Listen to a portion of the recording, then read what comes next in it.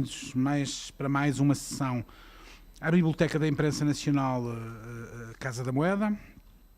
Esta biblioteca, neste edifício, antes de mais, este edifício que sempre foi o edifício onde a Imprensa Nacional esteve, desde que começou a sua atividade há exatamente 250 anos. Aliás, fará 250 anos no dia 24 de dezembro de 2018. 24 de dezembro é um dia péssimo para quaisquer comemorações, que não as comemorações, naturalmente, do Natal. Em todo o caso, a imprensa tem um plano de comemorações que decorre, sobretudo agora a partir de maio, sobretudo a partir do segundo semestre de 2018 e que vai até ao final de 2019. Fará já agora no dia 10 de maio, será inaugurado no Porto, em Matosinhos mais propriamente, uma grande exposição dedicada ao processo, à tipografia, à arte de fazer livros, numa parceria com a ESAD e com a Câmara Municipal de Matosinhos, uma exposição de grande dimensão que decorrerá até ao final de 2018. Em 2019, depois, aqui mesmo em Lisboa, anunciaremos isso brevemente, haverá também uma grande exposição sobre os 250 anos da imprensa e ainda este ano sairá um livro que conta a história dos 250 anos da imprensa nacional. Temos um grupo de investigadores aqui a trabalhar com esse desígnio e durante o segundo semestre o livro será lançado. Bom, depois mais um conjunto de grandes comemorações ocorrerão durante o ano, edições sobretudo, mas não só, também concertos. Bom, nós iremos anunciando. Bom, estes 250 anos da imprensa, as pessoas que costumam estar aqui, enfim, já me ouviram dizer isto noutras circunstâncias, mas eu não me canso de repetir. A Imprensa Nacional Casa da Moeda, conforme nós a conhecemos, é uma sociedade anónima criada em 1972, com esta configuração jurídica, no tempo do marcelismo. É, de facto, a junção de duas das mais antigas instituições portuguesas.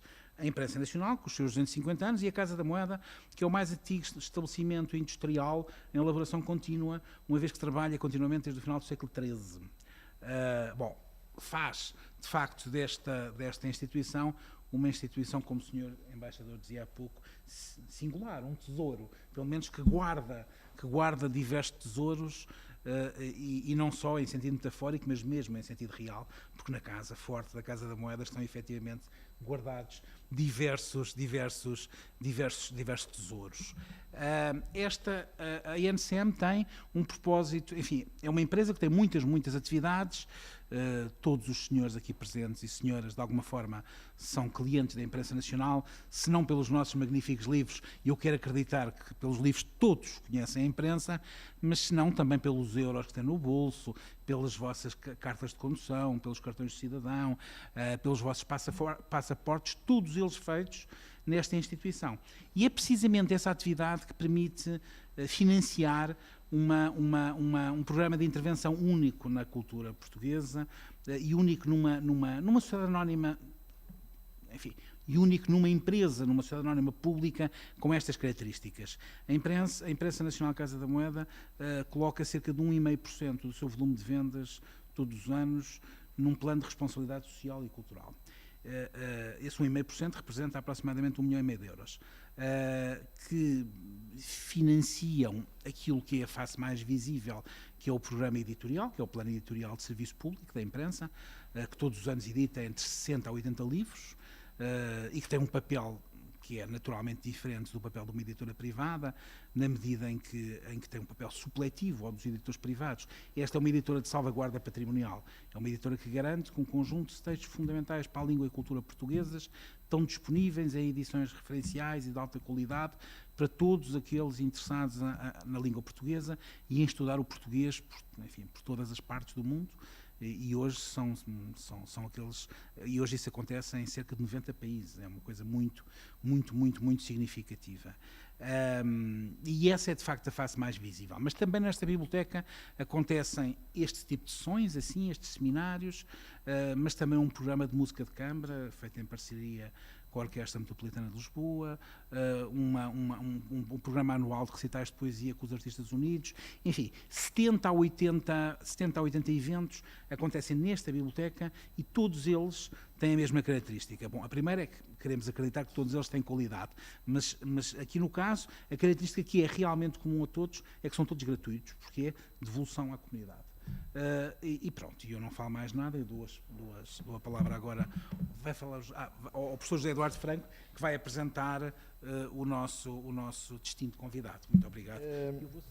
Saudamos e damos as boas-vindas aos colegas presentes e àqueles que nos acompanham em streaming. Como sabemos, este seminário também é transmitido em direto via internet e temos assistido ultimamente a um crescente interesse e depois com visualizações diversas no YouTube.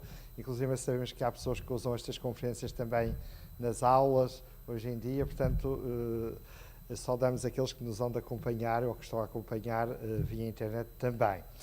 Hoje é com muita alegria que apresentamos e damos as boas-vindas ao Sr. Embaixador para hoje então nos apresentar a sua conferência neste seminário que muito nos honra.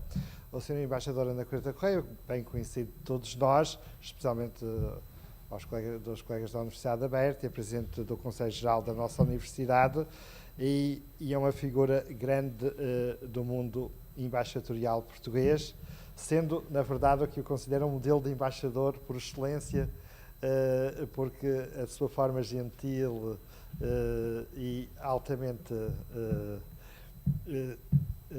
elegante com que convive e trata dos assuntos da nossa universidade e o serviço que tem feito à cultura portuguesa, já depois como embaixador reformado, realmente é uma das figuras notáveis, capitalizando a sua vasta experiência ao serviço de Portugal em vários países por onde tem passado e onde tem tido uma grande preocupação de promoção, valorização e evidenciação das marcas da identidade portuguesa no mundo. E ultimamente, nos últimos anos, tem-se dedicado muito à promoção da lusofonia e da relação com o mundo lusófono e com a preocupação da promoção da língua portuguesa. E, portanto, o que nos vai falar hoje não é algo apenas que vai falar em termos de teoria, mas é de vivência, de empenho e de militância ao serviço da nossa língua e da afirmação daquilo que de melhor ao longo da história deixámos no mundo as marcas do espírito universalista português. E certamente com base nessa experiência vasta e nos projetos que tem desenvolvido ao serviço desta causa e também o serviço que faz importantíssimo na nossa universidade para afirmar a Universidade Aberta e nesta cooperação com a imprensa nacional também tem esse diário comum de afirmação da ciência e da cultura em língua portuguesa com marca portuguesa, faz dele uma figura maior e com autoridade para falar e partilhar connosco as suas reflexões que tem pensado e que já tem partilhado noutras sedes sobre este momentoso tema da atualidade e tão importante para o nosso país. Agradecemos imenso a sua disponibilidade, toda a sua simpatia, generosidade, disponibilidade para comungar connosco de ideais e de projetos comuns e, portanto, damos neste seminário as boas-vindas e aproveitamos para agradecer toda a sua dedicação a esta causa. Muito obrigado. A palavra é sua.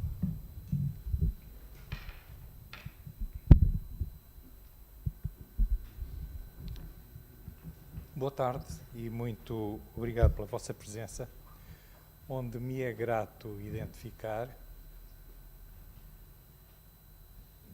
amigos e colegas com quem tenho partilhado esta ação em prol da lusofonia. De modo particular, gostaria de saudar a presença dos colegas da Universidade Aberta, a quem eu dirijo uma saudação particular e muito reconhecida pela presença. Ao Sr. Professor José Eduardo Franco, quero-lhe agradecer o amável convite que me dirigiu para estar aqui, passar aqui este fim de tarde a falar sobre a língua e também as suas generosas palavras. E queria lhe dizer que tenho por ser para mim um grande privilégio colaborar nas suas iniciativas. Porque são iniciativas que têm muito interesse, têm muita atualidade, têm muita qualidade e têm uma marca positiva e de otimismo que, nos tempos em que toda a gente diz mal de tudo, distingue completamente estas ações e ainda por cima, porque elas exaltam aquilo que são os valores identitários do nosso país. Por isso lhe agradeço muito este convite. Ao Sr. Duarte Azinheira, dizer que para mim tem um simbolismo muito grande de estar aqui hoje. Não tenho nada que dizer da Casa da Moeda, porque a obra da Empresa Nacional Casa da Moeda fala por si. 250 anos é alguma coisa que, como eu dizia há bocado, isto é um tesouro. Mas há um aspecto particular que eu queria reportar. Quando eu me questiono, muitas vezes o faço, como é que eu comecei a gostar da temática da língua? Porquê é que me interessei por isto? A resposta e a memória, invariavelmente, batem na imprensa nacional e numa edição de 1940 dos Lusíadas, prefaciado por Carolina Miquel de Vasconcelos.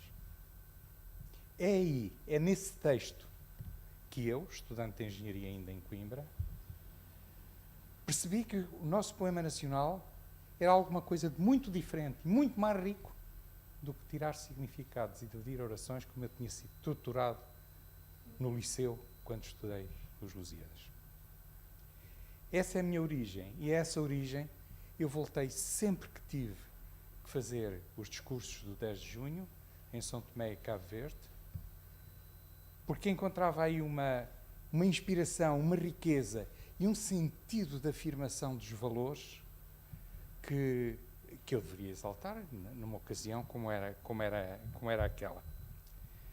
Hoje que já não tenho essas responsabilidades, volto com muita frequência a este texto, fascinado que sou pela criatividade, pelas ideias e pelo brilho da escrita. Uma escrita perfeita. Por isso pode entender que para mim tem um significado muito grande voltar aqui, que é a origem da minha paixão pela língua.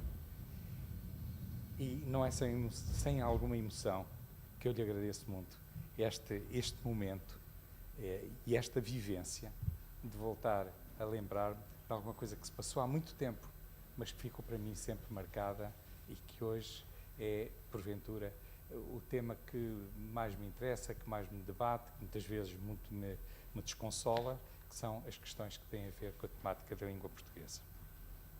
Muito obrigado por esta oportunidade e por este momento.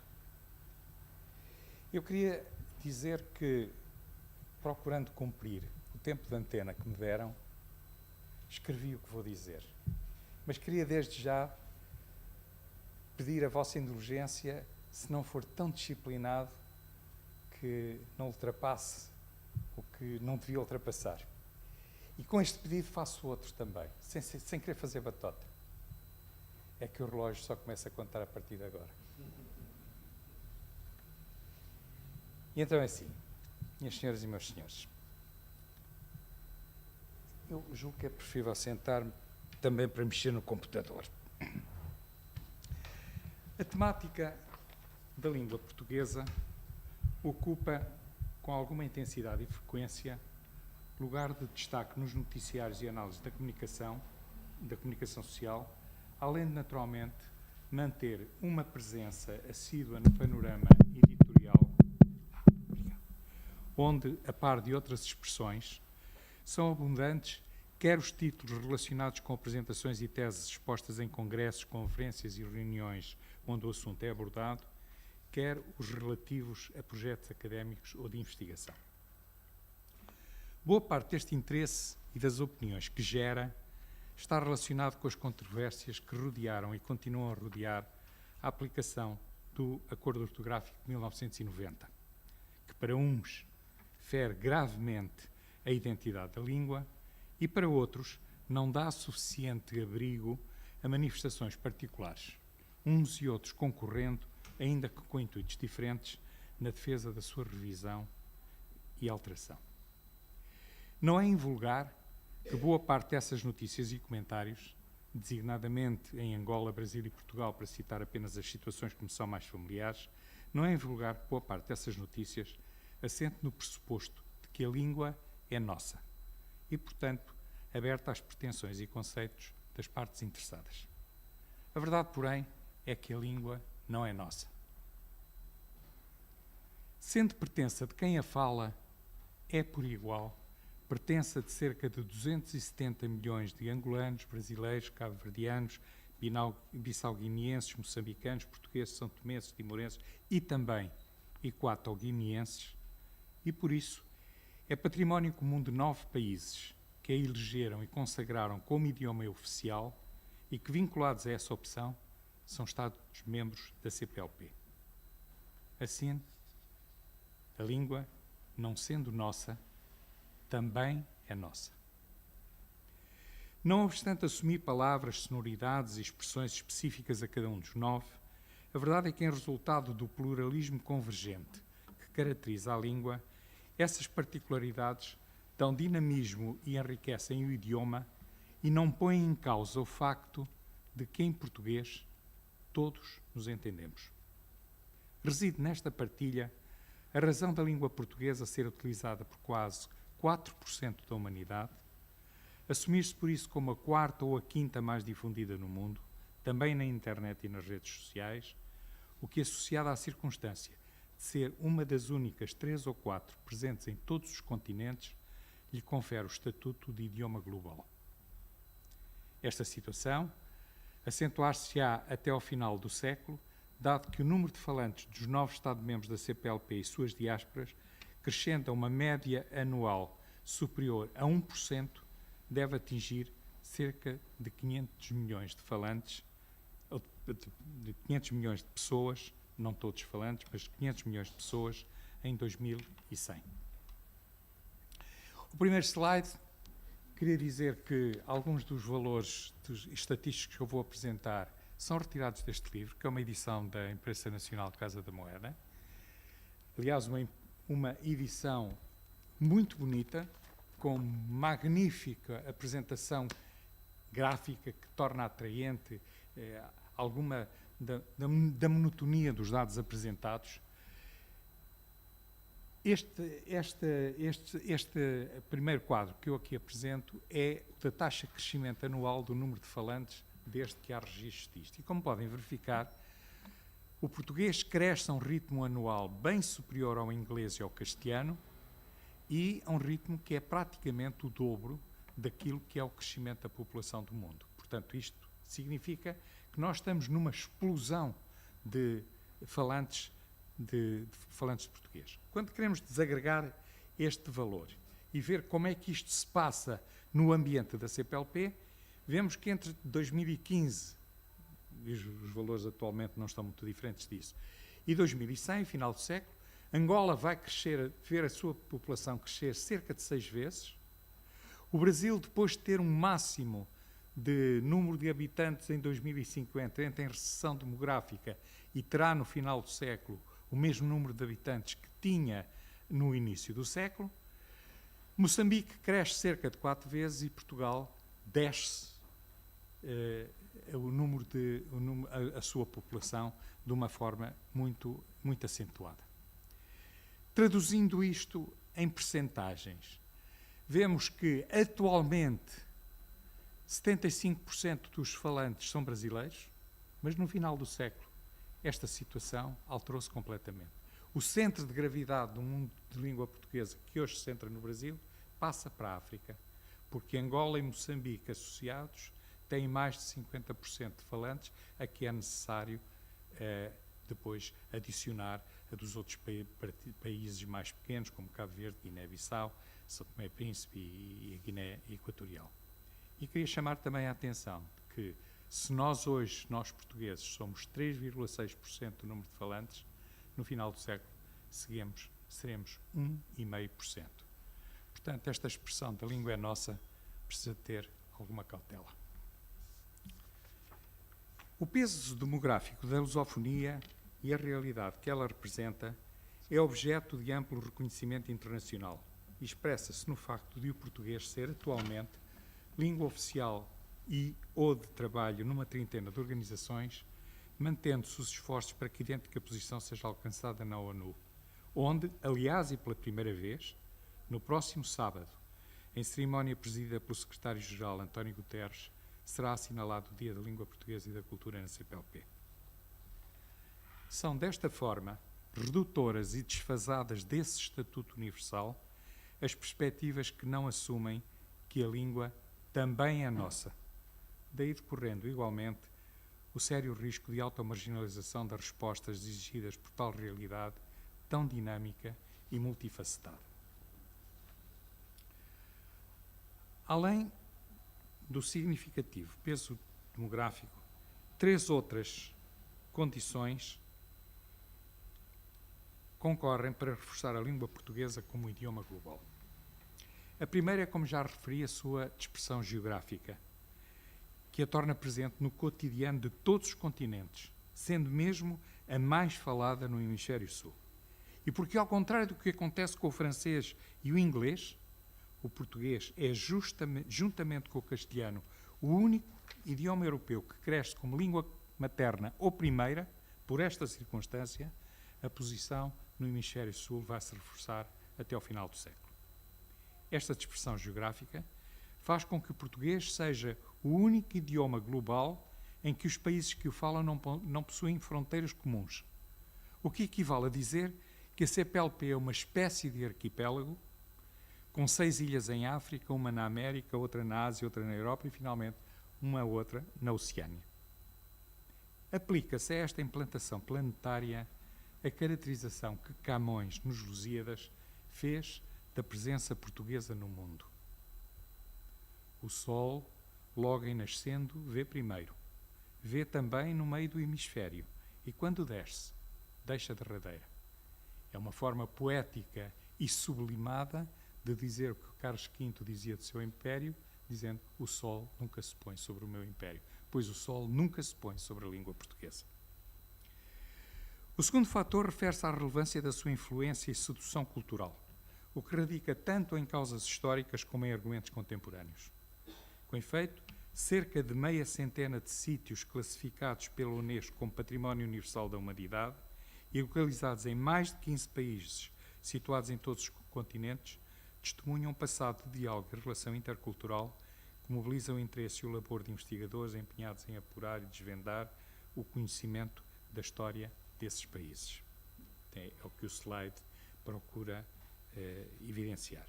A esse poder atrativo soma-se uma realidade atual protagonizada por numerosas personalidades de prestígio e consagração a nível mundial em domínios tão distintos como são a literatura, a música, a arquitetura e a engenharia, o desporto, a criação audiovisual, a política, etc. Tudo concorrente para que a língua portuguesa se assuma como um idioma de património cultural, artístico, científico e técnico, tanto material como imaterial, de expressão e importância globais. Por isso, a língua portuguesa é a língua de várias culturas e cultura de várias línguas. Finalmente, uma terceira e expressiva condição respeita ao valor económico da língua. O conjunto da CPLP gera cerca de 3,6% da riqueza produzida no mundo, é responsável por 5% do comércio mundial, sendo 92% desse montante originário no hemisfério sul, com destaque para os hidrocarbonetos. A relativa modéstia destes valores é, porém, significativamente alterada quando se ponderam as potencialidades existentes. Não desejando sobrecarregar esta referência com muito mais números, limitar-me-ei a mencionar que essas potencialidades assentam na circunstância do conjunto dos países de língua portuguesa ocupar 7,% da superfície emersa do globo, 12% se descontarmos as regiões polares que são praticamente despovoadas, possuir 16,3% das reservas mundiais de água doce, que vão ser uma riqueza no futuro de um peso enorme, cerca de 6% das zonas económicas do planeta e terem ocorrido em Angola, Brasil e Moçambique metade das descobertas em hidrocarbonetos desde 2005. Estas condições ganham um significado acrescido se atender que os Estados-membros da CPLP integram 6 espaços económicos regionais onde reside 1,8 mil milhões de pessoas, ou seja, 1/4 da humanidade. Não surpreende, por isso, que sejam, sobretudo, razões de ordem económica que, por um lado, levam países tão diferentes como o Japão, a Turquia, o Uruguai, a Hungria ou o Senegal a candidatarem-se ao estatuto de observador associado da CPLP. Atualmente há 10 observadores associados, já houve 11, mas a Guiné Equatorial passou a Estado-membro, com as datas em que foram admitidos e que aqui estão referidas também neste slide. O país mais recente que manifesta a intenção de se candidatar é a Coreia do Sul. É uma notícia de há poucos dias. E o Uruguai também está no caminho de apresentar uma candidatura. Mas, no fundo, são as condições de ordem económica que fazem esta apetência para se ter o estatuto de observador associado, mas são também razões de ordem económica quem faz desenvolver a procura do ensino do português em mais de uma centena de países, em centros tutelados pelo do Instituto Camões ou pela Rede Brasil Cultural. O Instituto Camões está presente em 84 países, distribuídos pelos continentes, o dobro do que acontece com a Rede do Brasil Cultural. Em algumas das situações são comuns, mas como há uma série de países que só têm um dos dois, significa que, por parte de Portugal e por parte do Brasil, há centros de ensino de português em mais de 100 países do mundo, ou cerca de metade dos países existentes. O caso da República Popular da China é paradigmático do interesse pelo universo de fala portuguesa. Em 2003, Pequim designou Macau como plataforma de intercâmbio económico e comercial entre a China e a CPLP, criando para esse fim específico o Fórum de Macau. Desde o início do século, o volume financeiro das transações comerciais entre os dois espaços aumentou 10 vezes. E no mesmo período, o número de universidades chinesas a concederem licenciaturas em português passou de 2, Pequim e Xangai, para 26. Já neste ano, a Escola Portuguesa de Macau assumiu, a pedido das autoridades de Pequim, um processo de cooperação com mais de 50 escolas secundárias chinesas. Projeto este que é coordenado pelo engenheiro Roberto Carneiro. Todos estes factos evidenciam a aplicação pragmática do ditado oriental que proclama: vendo na língua do meu cliente e compro na minha própria língua. E para poderem vender em Angola, Moçambique, Portugal, Brasil, aprendem o português com esta dimensão de procura. Em jeito de conclusão, recordarei que em edição de outubro de 2012, uma edição dedicada às novas gerações lusíadas e a conceituada publicação britânica Monocle afirmava em título de capa: o português é a nova língua de poder e do comércio. E ainda que não de uma forma tão taxativa, um estudo encomendado pelo British Council concluía que o português era, neste século, uma das 10 línguas mais importantes para o Reino Unido. Face a estas realidades que consagram o português como um idioma pluricontinental e pluricêntrico, com previsível acrescida afirmação no futuro, é natural questionar se os seus falantes se mobilizam e empenham em prol do esforço desse estatuto, para daí retirar as vantagens desejadas. Formulada de outra maneira, a questão é saber se as expectativas que rodeiam o universo lusófono se concretizam ou estão em vias de concretizar de forma real e consistente, conferindo à língua portuguesa o destaque internacional próprio de um idioma estratégico de comunicação universal no nosso mundo global. Forçoso é reconhecer que, não obstante os progressos havidos, subsiste ainda um assinalável desfazamento entre o ambicionado e o efetivo. E esse desfazamento é particularmente significativo em dois aspectos fundamentais com ampla repercussão internacional. desde logo no ensino da língua, especialmente nos PALOP e Timor-Leste e suas diásporas. Especialmente nos países de independência mais recente, a língua portuguesa é condição de identidade, fator de entendimento e instrumento de unidade e coesão política. Para alguns deles, como ficou patente no processo de autodeterminação e independência de Timor-Leste, a língua representa mesmo a primeira fronteira. E por isso, o investimento no seu ensino é um investimento na soberania, no desenvolvimento, no exercício da cidadania participativa e um requisito essencial de maior audiência internacional. Contudo, o ensino da língua não está dissociado de outro aspecto que também tem significativo impacto na percepção internacional da lusofonia. Refiro-me ao panorama reportado pelo PNUD nos seus relatórios anuais sobre o desenvolvimento humano. O que é que eu quero dizer?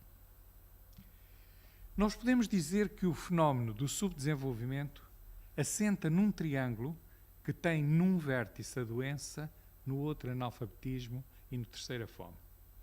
São os cavaleiros do apocalipse do subdesenvolvimento. E este triângulo deve ser combatido com um triângulo virtuoso, em que a doença é combatida com políticas de saúde, o analfabetismo com políticas de educação e a fome com políticas de desenvolvimento económico que produzam riqueza. Se avaliarmos o estado de saúde de um país a partir da esperança de vida à nascença, que é o que quer dizer o EVN, e avaliarmos o grau de eficácia das políticas de educação através dos anos médios de escolaridade versus os anos de escolaridade esperada, e se finalmente virmos a riqueza pelo rendimento nacional bruto per capita, nós podemos construir um índice que varia entre 0 e 1, que é o índice de desenvolvimento humano. E é sobre isto que incidem os relatórios do PNUD. O PNUD estuda isto em os 190 países do mundo e depois classifica-os, ordena-os, de cima para baixo. O país mais desenvolvido com o índice de desenvolvimento humano é a Noruega, sistematicamente a Noruega, depois vem para aí abaixo. Os primeiros 45 são considerados com índice de desenvolvimento humano muito elevado, até ao 90 elevado, até aos 140 médio e daí para baixo, baixos índices de desenvolvimento humano. O que é que acontece na CPLP? Tem à esquerda o que é a esperança de vida à nascença em cada um dos países. Como podem ver, Brasil, Cabo Verde e Portugal têm valores que ultrapassam os 70 anos de esperança de vida à nascença. As médias de escolaridade são muito baixas em todos os países, com exceção de Portugal e do Brasil. Há um desfazamento muito grande entre a escolaridade efetiva e a escolaridade esperada, potencial. Tem rendimentos per capita que, no caso da Guiné-Bissau e de Moçambique, são muito baixos e em São Tomé não é também elevado, e o índice de desenvolvimento humano está apurado por essa fórmula que o PNUD utiliza e o número de ordem na classificação feita pelo PNUD. Isto significa, de outra maneira, que Portugal é o único país que tem um índice de desenvolvimento humano muito elevado, o Brasil é o único país da CPLP com índice de desenvolvimento humano elevado, depois Cabo Verde, Timor, Guiné e São Tomé e Príncipe têm índices de desenvolvimento humano médio e os outros três têm índices de desenvolvimento humano baixo. Este slide permite ainda uma outra observação, é que se virem, há 4 países que tiveram um grande desenvolvimento do seu índice de desenvolvimento humano desde o princípio do século, que é o caso de Timor-Leste, é o caso da Guiné Equatorial e é de Angola, o efeito do petróleo. Há países que cresceram, melhoraram muito pouco o seu índice de desenvolvimento humano, que é o caso da Guiné-Bissau e Moçambique, que estão na cauda desta classificação, e os outros países foram tendo algum outro desenvolvimento, não particularmente assinalável. Mas, entre estes dois aspectos, entre o domínio da língua e o nível de desenvolvimento humano, há uma evidente e profunda correlação. E ambos têm significativo eco na percepção e imagem externa da lusofonia. Com efeito, da mesma forma que o menor desenvolvimento e a consequente desqualificação dos padrões de cidadania das populações se repercute na projeção e conceito internacional dos países, também modestas taxas de literacia e a reduzida compreensão da língua portuguesa daí decorrente induzem uma imagem inconsistente do nosso idioma. Resulta daqui que a ambicionada mais efetiva afirmação internacional da lusofonia envolve um desafio civilizacional de promoção de uma cidadania ativa qualificada, indutora de criação cultural e económica de valor reconhecido, e nesse desafio o esforço solidário no ensino da língua desempenha um papel nuclear. Sendo a língua uma criação contínua e dinâmica que espelha a vida das pessoas e das comunidades, o seu peso internacional é tributário do grau de afirmação dos seus falantes em domínios onde se exprima em toda a sua riqueza e esplendor, na literatura, na música, no teatro, no audiovisual, na internet, no conhecimento, em suma, na comunicação global. No mundo atual, o dinamismo cultural, económico, científico e tecnológico é cada vez mais um fator determinante na afirmação de uma língua. E isto porque a globalização económica e política que marcou o final do século XX e o progresso tecnológico que em paralelo se desenvolveu, ao encurtarem distâncias, vieram generalizar o conhecimento pormenorizado da diversidade civilizacional e cultural existente no mundo. Mas vieram evidenciar também a necessidade da globalização do valor da cultura, pilar essencial sustentador de iniciativas em prol da compreensão, da cooperação e da paz. Talvez fosse essa a razão que levou Jean Monnet, nas suas memórias, a confessar que se tivesse que voltar ao início da construção europeia, não começaria pela economia, mas sim pela cultura. À globalização da cultura é indispensável a língua portuguesa, que além de ser uma língua de património cultural e artístico, é igualmente um idioma de afetos e sentimentos que o tornam incontornável numa estratégia de comunicação indutora do entendimento e da concertação internacionais. Recentemente aqui em Lisboa, Edgar Morin, negando a homogeneização cultural, propunha a afirmação, e cito, da diversidade na unidade humana e a unidade na diversidade humana, acrescentando, e volto a citar, que a emergência da lusofonia neste mundo global é essencial porque tem uma visão do mundo e um sentido do ser humano e da humanidade para acrescentar à sociedade globalizada de hoje. Fim da citação. É essa visão que fez da língua portuguesa um idioma miscigenado e, portanto, aberto a contactos e contribuições exteriores. E lhe deu a capacidade de adaptação que revelou no convívio com os habitantes dos locais onde aportou a partir do século XV. Graças a essa capacidade, a língua portuguesa, ao contrário de outras que também se expandiram para fora do solo pátrio, permaneceu onde chegou. Em nenhum sítio onde a língua portuguesa chegou, deixa de estar presente hoje. E eu, quando falo nisto, lembro sempre que o holandês não está presente na Indonésia e que o espanhol é residual nas Filipinas. É esta visão que fez da língua portuguesa... porque a realidade da noção da língua portuguesa e o que lhe dá a dimensão qualitativa é o facto de que sempre viveu na sociedade e no mundo.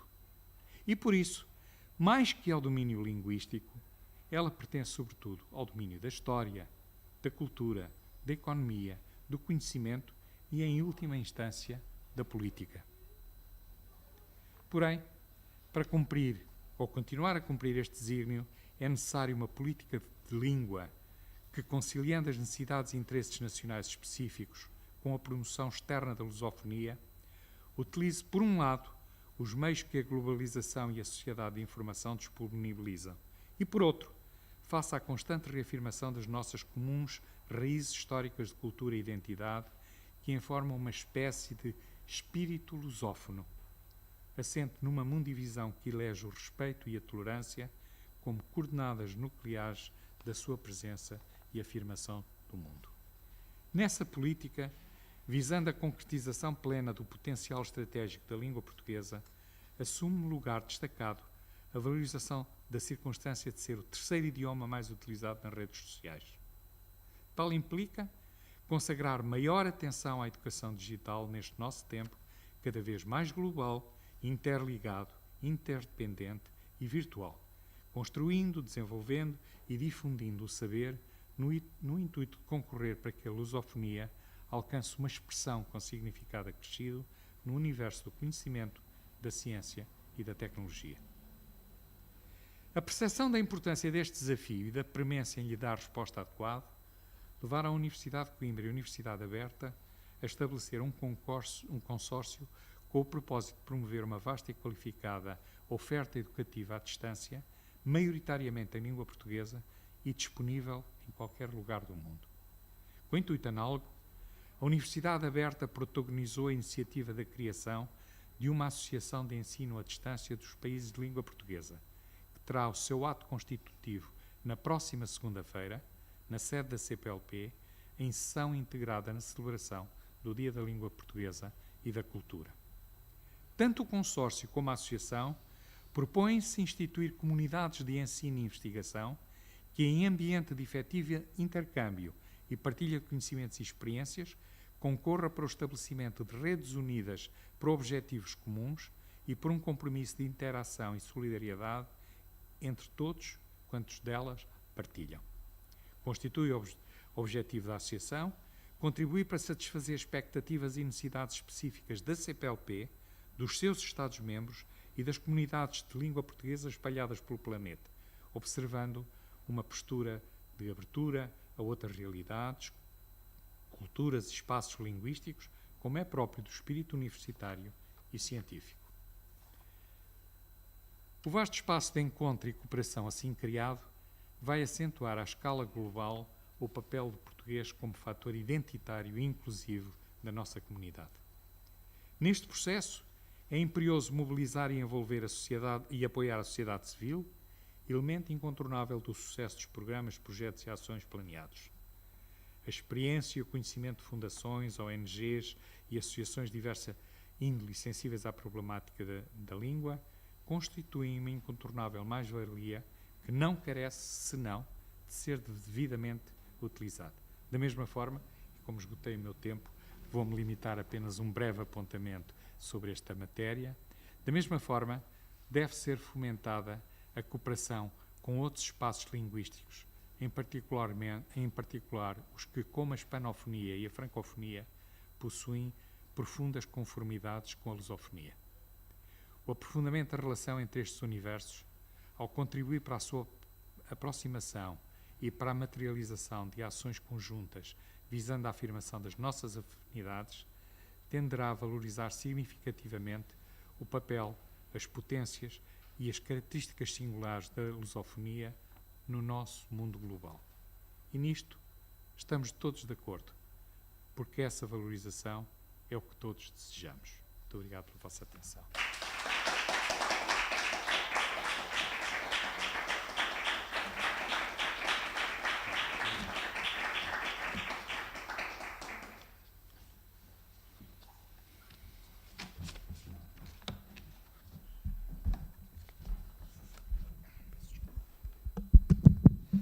Muito obrigado, Sr. Embaixador, por esta magnífica e inspiradora conferência, que nos dá um panorama muito interessante e rigoroso e prospectivo ao mesmo tempo daquilo que são, daqui à realidade da lusofonia em contexto da nossa globalização acelerada em que vivemos.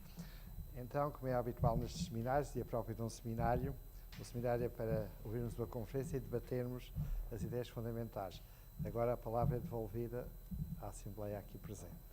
Quem quiser intervir, fazer questões, comentários, é convidado a fazer.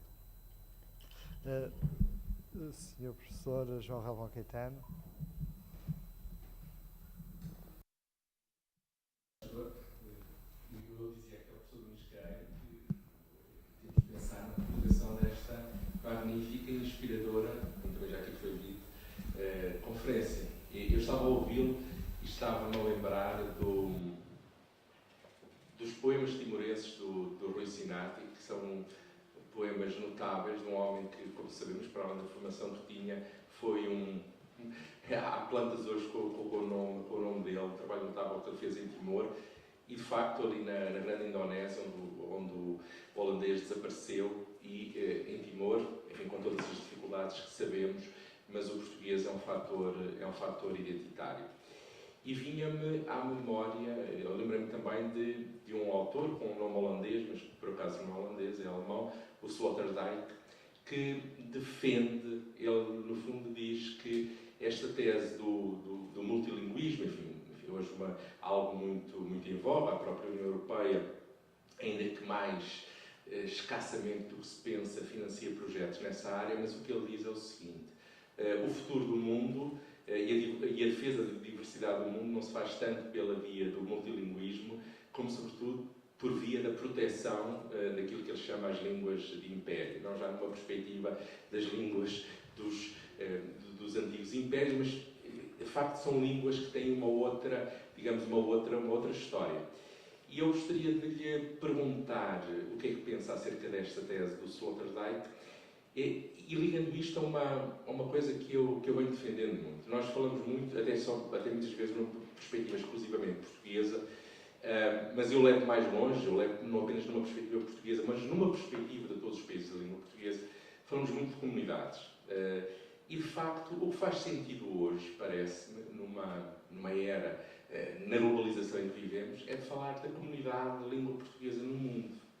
E isto, pensar as coisas nesse sentido, pode ter implicações na forma como, por exemplo, em matéria de política de língua, muito importantes. Portanto, eu pergunto-me, aliás, é interessante, porque aqui há uns anos, eu e uma doutoranda minha conseguimos publicar um artigo de opinião num jornal de cada um dos países de língua portuguesa, que na altura não estava aqui na Equatorial, mas em todos eles, no mesmo dia, inclusive saiu também em Macau, e não tivemos dificuldades em fazê-lo. E uma das ideias que defendíamos era uma ideia, porque não, assim como há o ILP, enfim, que no ponto de vista técnico-linguístico, enfim, promove uma defesa da língua, porque não, por exemplo, a ideia de um instituto de defesa da língua e de promoção da língua partilhado pelos países de língua portuguesa. Sabem que isto seria maior complexidade, mas na verdade temos que perceber como é que Portugal se relaciona hoje, por exemplo, com o Brasil. Enfim, a Espanha está ali a par do México, digamos assim, mas no caso da língua portuguesa há uma diversidade muito maior. Ou seja, esta língua de império, na perspectiva do Sloterdijk, e esta ideia de uma promoção do português à escala global, que possa levar, por exemplo, também a que seja uma língua oficial das Nações Unidas, como é que isto se pode defender de forma mais eficaz através de uma maior articulação com todos os países de língua portuguesa? Sabem que fiz várias questões, peço desculpa se fui um pouco complicado, mas obrigado. Bom,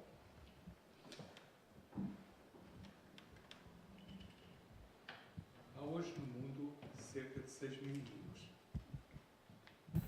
E até ao final do século, mais de metade destas 6 mil línguas vão desaparecer. Por extinção dos falantes. Deixam de ser úteis. E eu pessoalmente concordo com as pessoas que dizem que isto é um empobrecimento da riqueza da diversidade humana. O peso da economia hoje empurra para a menorização dos fatores culturais e dos fatores linguísticos.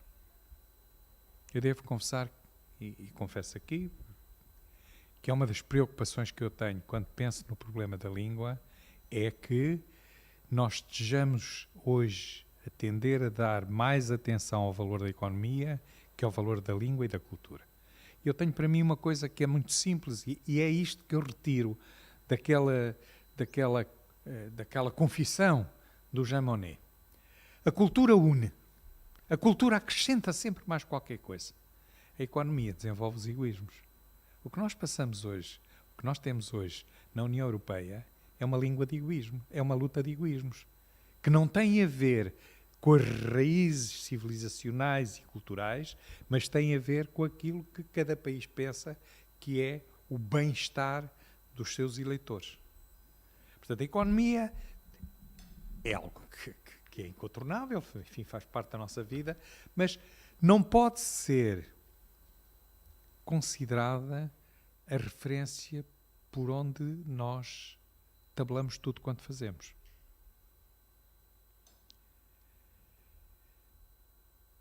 Isto, portanto, para dizer que eu defendo abertamente que se protejam as línguas que têm mais fragilidades. Para contar um caso pessoal.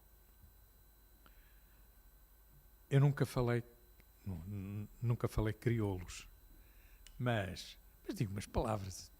Crioulo de Cabo Verde ainda dá para brincar um pouco e tal. Quando foi da visita do Presidente Jorge Sampaio, foi-me pedido pela Presidência da República que eu preparasse algumas das intervenções que ele fez. E no Mindelo, que é profundamente afetivo com Portugal, eu escrevi no texto que o Presidente da República leu algumas palavras crioulas, o que causou a alguns dos meus colegas, isto não pode ser e vai cair bem.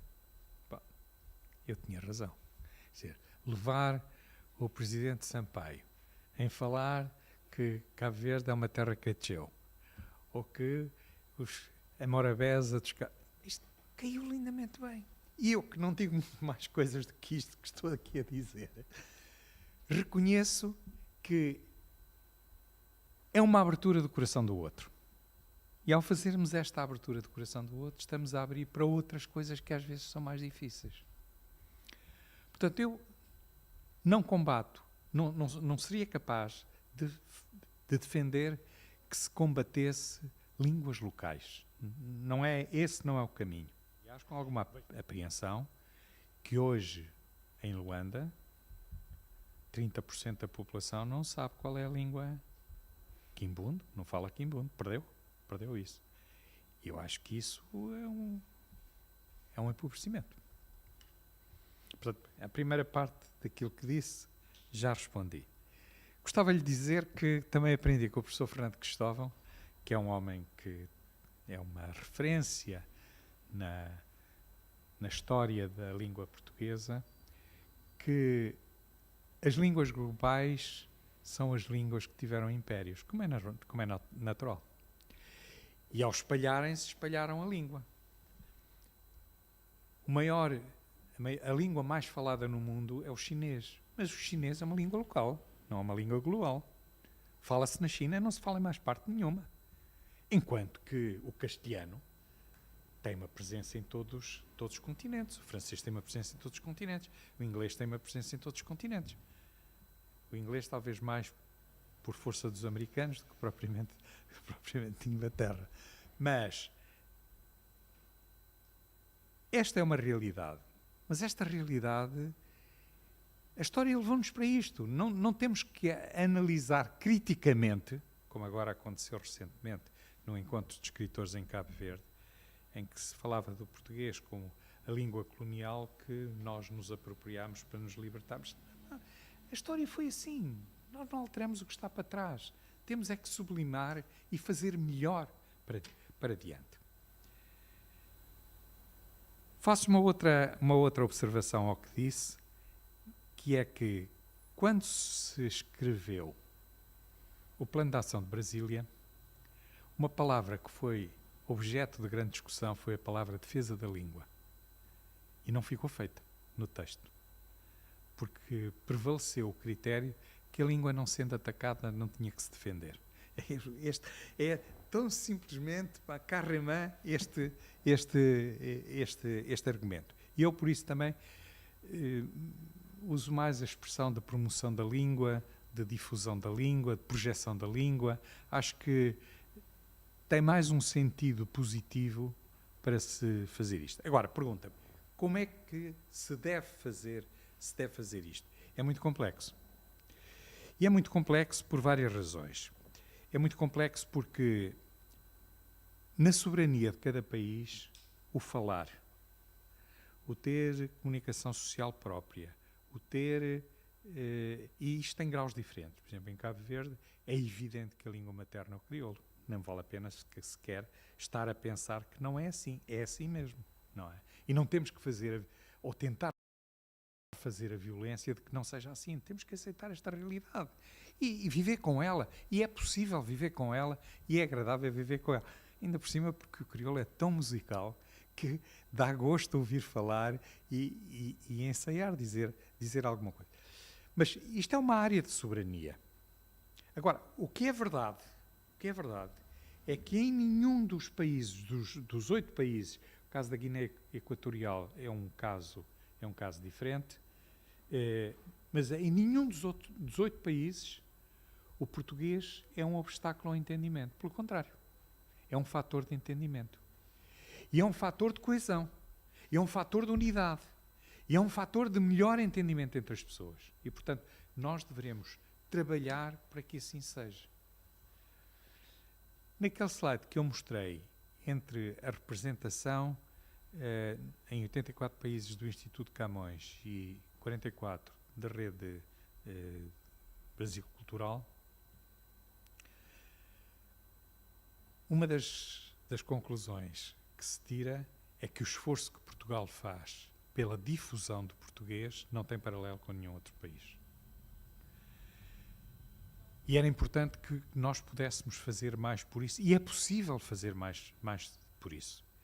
É possível, sobretudo, fazer muito mais junto das diásporas. Porque, da mesma forma que eu costumo passar férias no Minho, quando vou a um supermercado em agosto, só ouço falar francês, das novas gerações dos imigrantes portugueses, que já não falam português, esqueceram.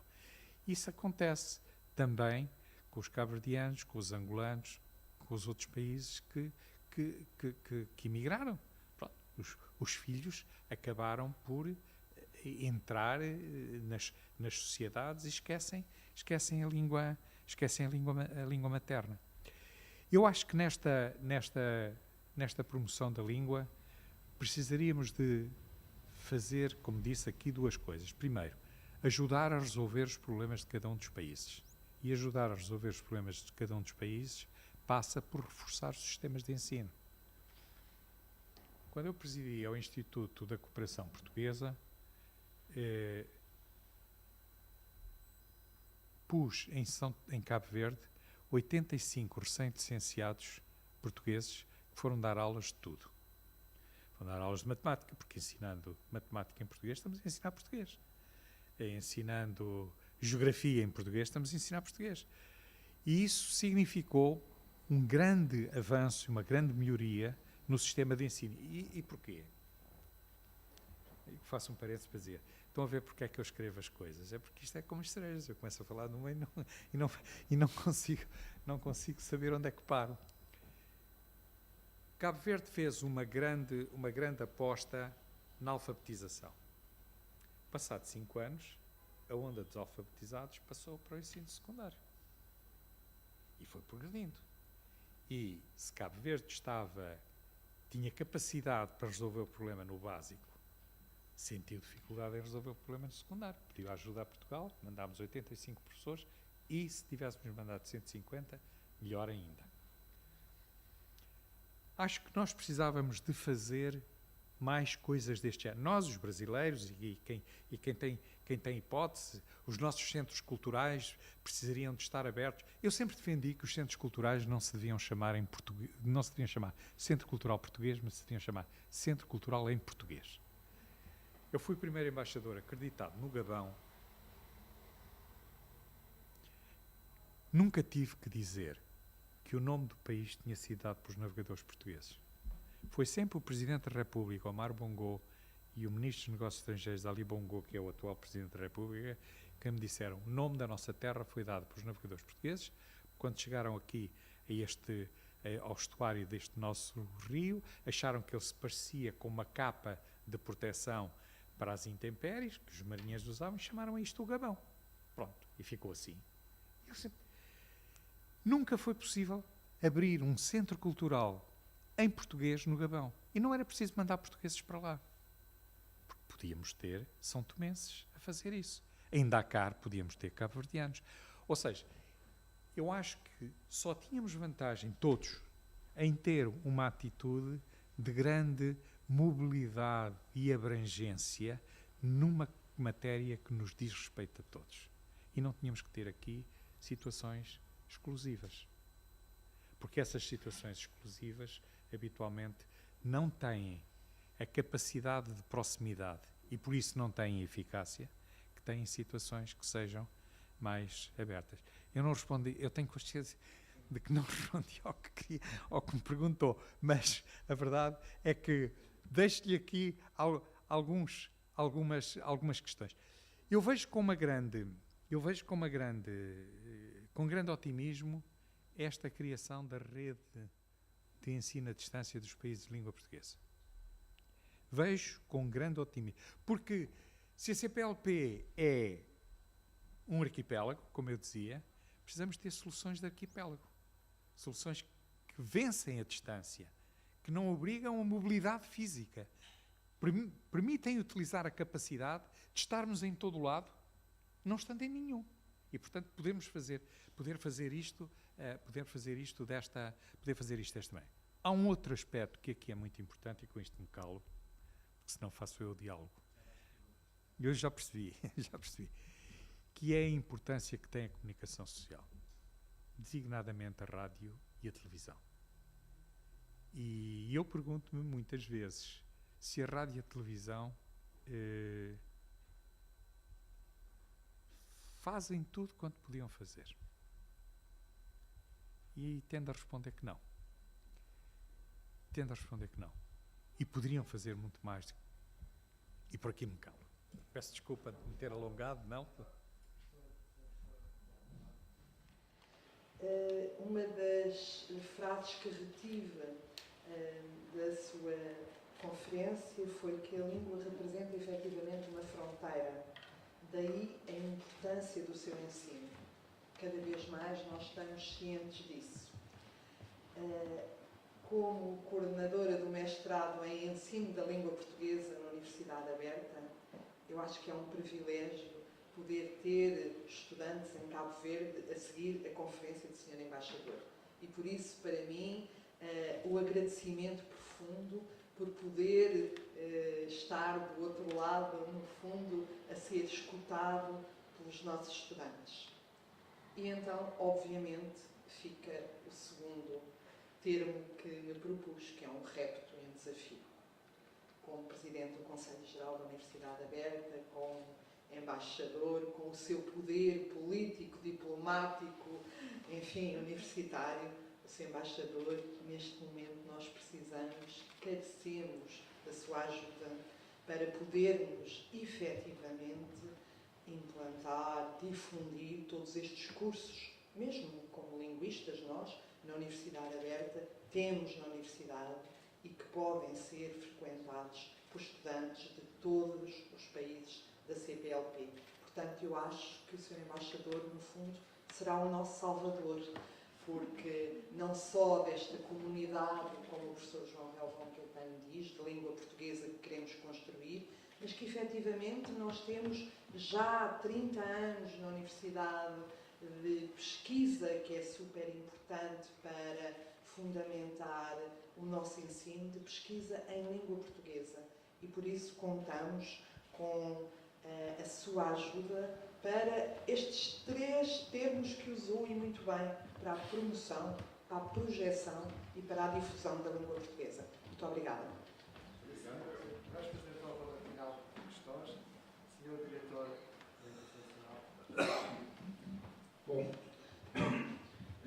só duas ou três coisas que têm a ver com a própria experiência da imprensa.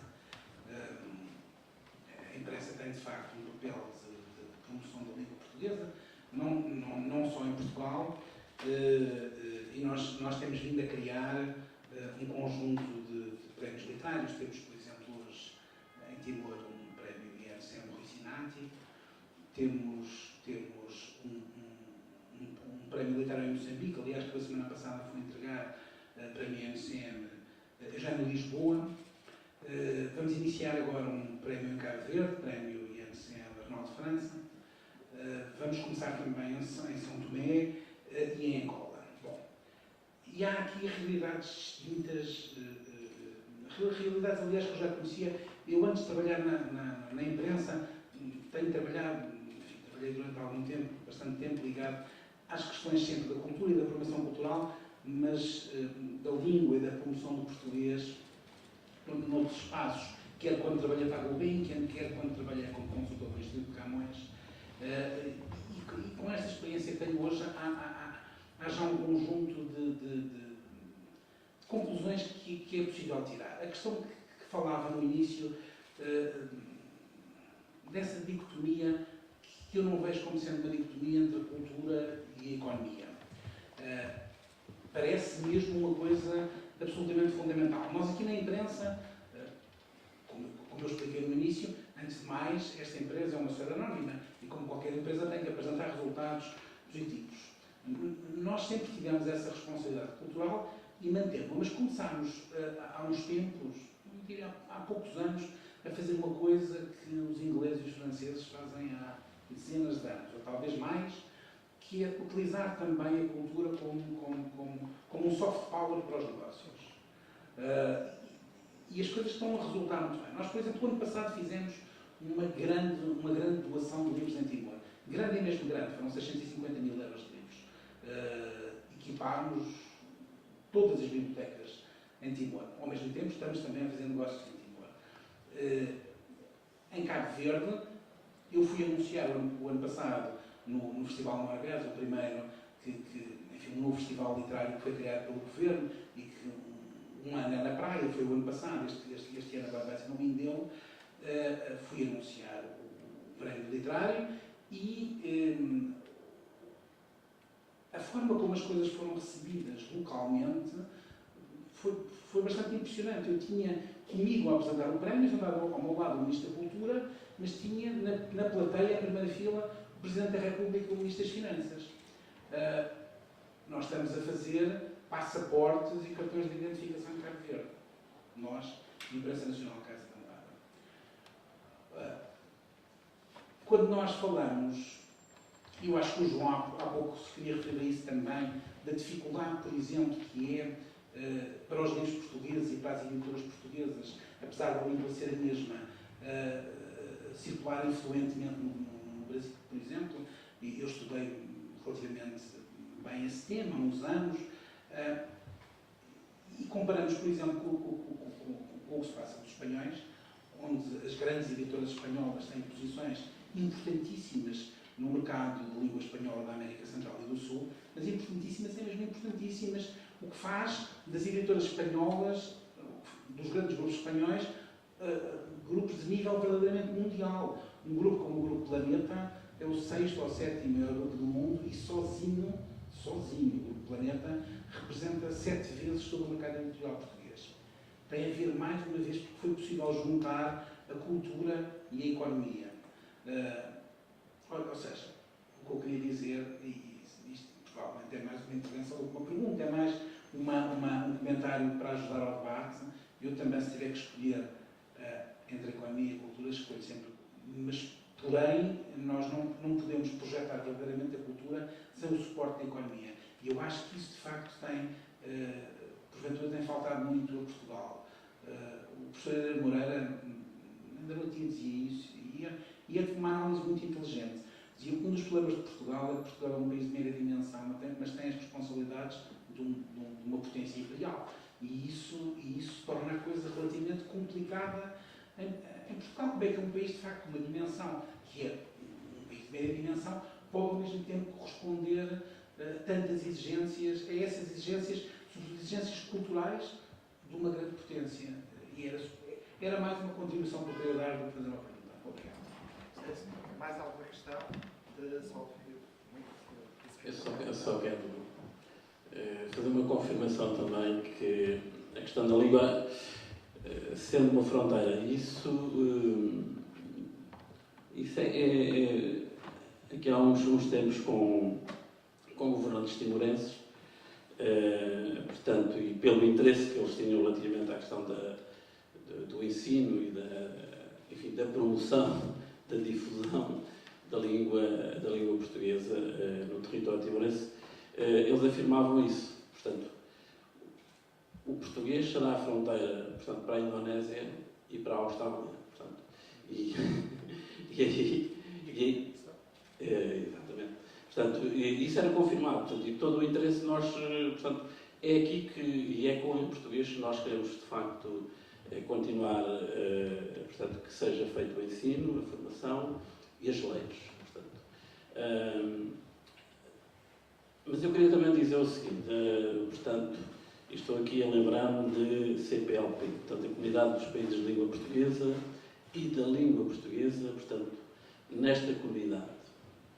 E a experiência, enfim, que tem tido nos contactos portanto, com esses países, em relação àquilo até que a Isabel dizia, da promoção da oferta portanto, e daquilo que a Universidade Aberta pode fazer,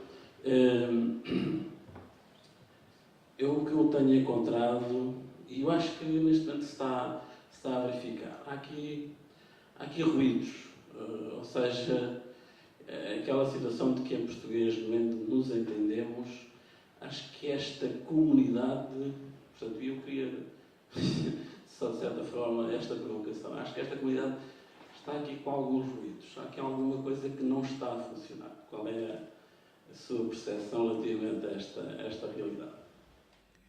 Quanto ao Soutor, eu queria lhe dizer que estou completamente de acordo. Não há aqui uma oposição entre cultura e economia.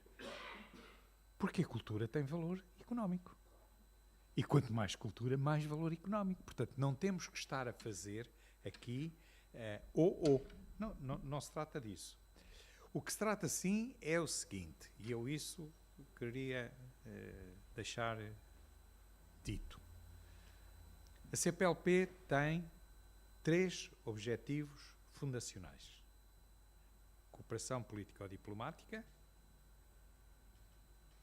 a cooperação no sentido mais largo do termo para, no fundo, melhorar condições de vida no espaço da comunidade e a língua portuguesa, que está autonomizada das outras. E é, no fundo, a língua portuguesa que gerou a CPLP. Porque a gente precisa de não se esquecer de uma coisa. Alguns anos antes da constituição da CPLP, constituiu-se o Instituto Internacional de Língua Portuguesa, em São Luís de Maranhão. Foi a primeira medida de afirmação desta comunidade. Portanto, já aí se sentia o problema da língua. E eu não vou mais para trás, porque se eu quisesse ir mais para trás, diria, a primeira estrutura que pôs em contacto gente de todos os países foi a UCLA com Nuno Becassis, que criou uma associação das cidades capitais de língua portuguesa, onde também tinha preocupações com a administração autárquica, com certeza, a cooperação no sentido das melhorias das condições de vida da população, na proximidade que as autarquias têm com as respectivas populações, e também a língua portuguesa. Hoje, aliás, a UCLA está a fazer imensa ação neste domínio. Este encontro de escritores que houve em Cabo Verde foi da autoria da UCLA e, portanto, está a fazer muito isso. Portanto, o que é o nosso cimento nesta comunidade é a língua. E nós não poderemos diminuir essa importância a favor de quaisquer outras ideias. Mas a importância da língua não põe em causa nada, não põe em causa a cooperação empresarial, económica, etc, etc, etc. Acrescenta a isso. E, portanto, deveríamos sempre pensar em que os fundamentos da CPLP estão exatamente no facto de que em português todos nos entendemos. E aqui vamos ao ruído. Eu não queria entrar muito por aí, como pode perceber. A atividade multilateral é muito mais difícil que a atividade bilateral. A conciliação entre 9 parceiros, uns que estão virados para o Índico, outros que estão virados para o Atlântico, outros que estão virados para o Pacífico, que têm vizinhos de diferente natureza e de diferentes expressões. Esta atividade é uma atividade terrivelmente difícil de ser realizada.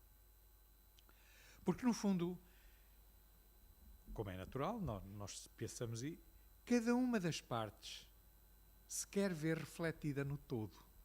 E, às vezes, essa perspectiva de afirmar a parte não é tão fácil de ajustar no puzzle deste conjunto. Eu creio que, apesar de tudo, as coisas têm corrido muito melhor do que em algumas outras organizações que também têm base linguística. Nós, no fundo, acabamos por ter uma capacidade de entendimento, mas isso é o tal espírito lusófono de que eu falava há bocado, que é mesmo autêntico. Há diferenças entre nós, em qualquer parte do mundo, que falamos português, com outros que, na mesma parte do mundo, falam outra língua. Nós somos diferentes, mas é natural que assim seja, porque um convívio de tantos anos deu-nos valores e deu-nos comportamentos e deu-nos maneira de ser que alteram isso. Bem, relativamente ainda à CPLP, eu julgo que a melhor maneira de nós podermos ajudar a CPLP é com ideias nobres, como é a da Associação à Distância, de Ensino à Distância dos Países de Língua Portuguesa. Esta é uma ideia que isto é uma abertura de uma porta de futuro para a CPLP. E a verdade é que quando o Sr. Reitor e eu fizemos a ronda de todos os embaixadores junto da CPLP, todos eles aplaudiram com grande entusiasmo esta ideia. Não houve um que tivesse metido reticências. Um único. E esta é, de facto, alguma coisa que pode ajudar a CPLP como comunidade, como pode ajudar cada país especificamente, como nos pode ajudar a todos nós, quando hoje se discute tanto a mobilidade dos cidadãos no espaço. Ora, esta é uma forma essa mobilidade ser feita sem dificuldades nenhumas por toda a gente. Portanto, isto aprofunda a comunidade no sentido de que um timorense está em Lisboa e um lisboeta pode estar em Luanda exatamente com as redes como são estas redes. E esta rede nos permite exatamente reforçar a comunidade, beneficiando todas as partes e a comunidade ela própria. Bom, eu não quero dizer mais nada. Desculpa. Terminei aqui porque isto de facto a gente começa a puxar e não para mais. E agradecemos as vossas intervenções e contributos para este seminário e desejamos agora um bom regresso a casa. Boa tarde, agradeço ao Sr. Presidente da Organização Nacional.